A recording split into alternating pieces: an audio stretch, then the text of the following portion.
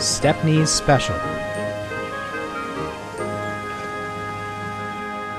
So I tried very hard, but I couldn't work properly, and they put me on a siding.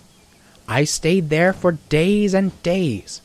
Other engines were there too. I was afraid. I'd have been frightened too, said Edward. But then some workmen came. They mended me and even gave me a coat of paint. I couldn't understand it till my driver came. He was very pleased. "Stepney, you lucky old engine," he said. "You've been saved. The Bluebell Railway has bought you." "What a lovely surprise," smiled Edward. "Have they saved other engines besides you?" he asked. "Oh, yes," answered Stepney. "You'd like our Bluebell and Primrose. They're twins," he chuckled, "and as like as two peas. They only had numbers at first. Bluebell is 323, and Primrose is 27. They were very pleased when our controller gave them names. Some say he was wrong to do it. It certainly made them cocky, but they do work hard, and I think our controller was right. All engines ought to have names." "Yes," agreed Edward. "It's most important." "That's why," Stepney continued, "we've given names to our 488 and 2650. But our controller doesn't know. It's a secret. Don't tell him, will you?"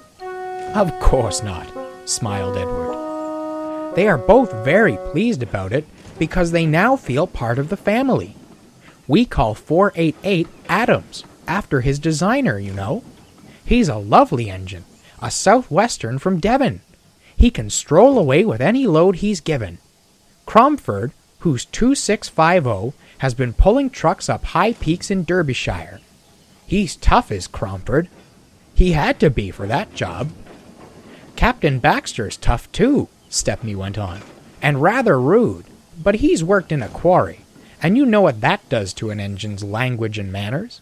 "I do indeed," said Edward gravely. "He's a good sort, really," said Stepney. "I like him. We both miss our work with trucks." He paused. "I oughtn't to say this," he went on, "after everyone's been so kind, but our line is very short, and I never get any good runs now. I miss them dreadfully." "Never mind," smiled Edward.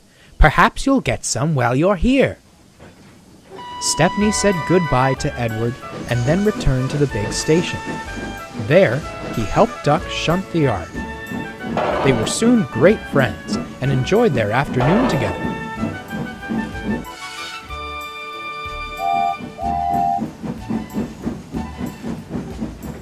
Thomas arrived before they'd finished and stayed till it was time for his last branch line train.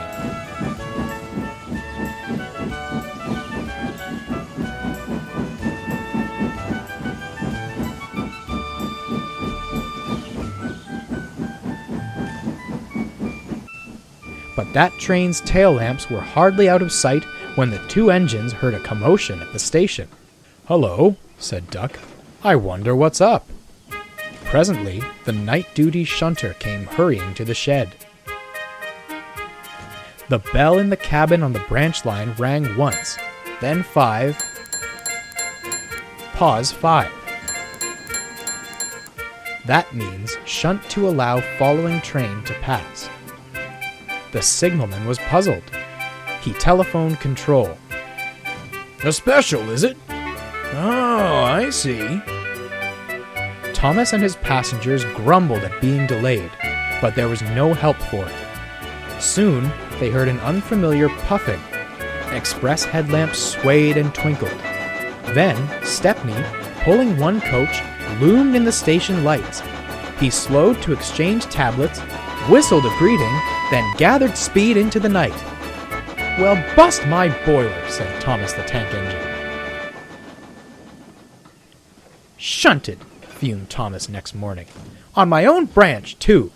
It's a disgrace." "I'm sorry," said Stepney. "I was a special," he explained.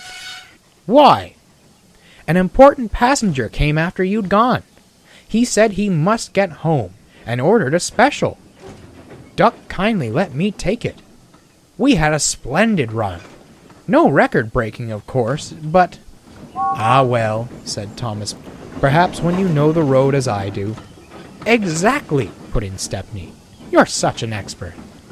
Thomas, flattered, forgot he was cross, and told Stepney all about his branch line.